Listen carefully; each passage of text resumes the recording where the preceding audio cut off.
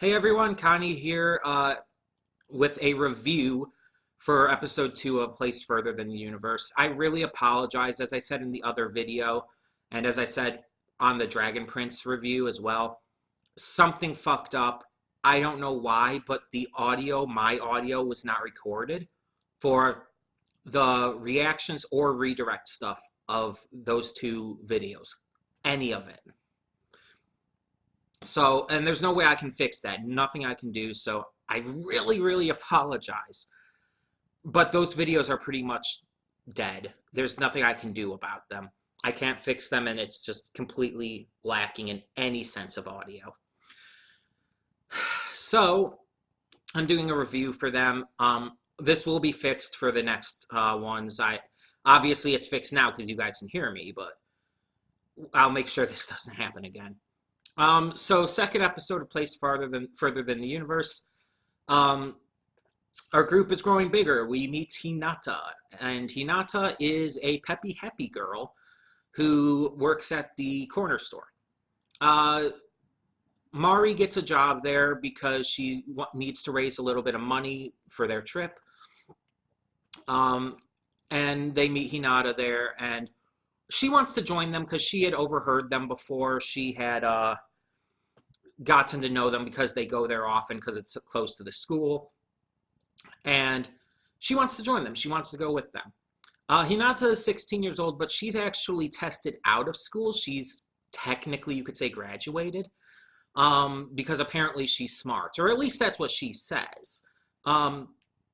She decides to join them, though, because she's got 2 years till she plans to go to college and 1 year till she has to start really studying, preparing for that. So she wants to do something fun beforehand, which is kind of like Mari's motivation, but a little more specific. So they, all three of them go off to the city because as part of the plan to get on the ship that they need to get on to go to Antarctica in December, they have to, or at least they're planning to, try to lure one of the guys going to the informational meeting to get them to sneak them on board. It goes wrong, though, when they're seen by two girls who know, I cannot think of her actual name right now. I'm just going to call her Antarctica because the first episode did explain that is a nickname for her. So two of the women at the informational meeting know her and chase them through the streets, and it's insane. It's a really insane scene. Great animation from Madhouse, of course. They eventually catch up to them, and basically they deny Antarctica's requests. She tries to give them the money to sneak them on. And at the end, it seems like Hinata is going to take over leading the group.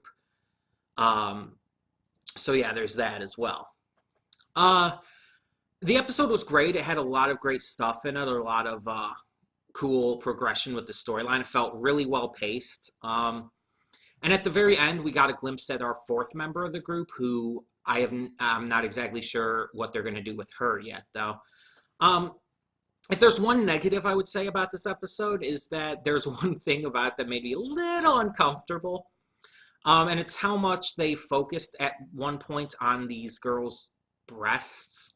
Because there's the one scene where they're trying to lure out one of the guys from the informational meeting. They're trying to seduce him because they have to try and get him on their side.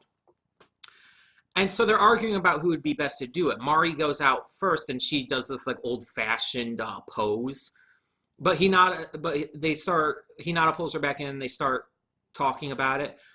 And Hinata's basically like, stick out your chest, and starts bouncing her breasts everywhere. And then they make a note of how Antarctica probably has the best breasts. And during both of those parts, like when she's bouncing her breasts and when it talks about Antarctica, it gives a close-up focus on the breasts. And it's like, these are 16-year-old girls. I'm not the only one uncomfortable about this, right?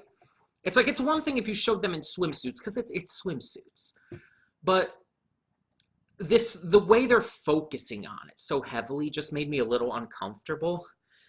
And it's like, just, I mean, girls, yes, even teenage girls, 16-year-old girls can have big busts, but, and I had no problem like when they were running away from the two women, when it showed Hinata's breasts bouncing at that point, because it's like, yeah, if you have notable sized breasts, they're going to bounce around when you're running that fast and everything.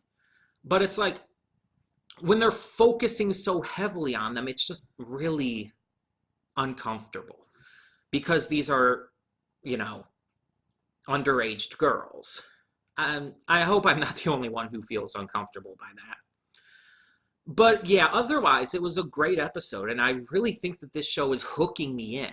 The characters in the story, which are the most important things in any show for me, are just great. The characters are just so likable. They're so charismatic and likable, and I just really like get hooked into the series because of them, honestly. And I think that's great. I think that's what any series should aspire to do. Um, but yeah, I apologize again about having to do this review style. I have no idea why it didn't capture my audio. I have no fucking clue. But there's nothing I can do about it now, so I'll just make sure it won't happen again. In the meantime, thank you all so much for understanding. Thank you all so much for tuning in. I'm Connie, and I'm signing off. See y'all next time.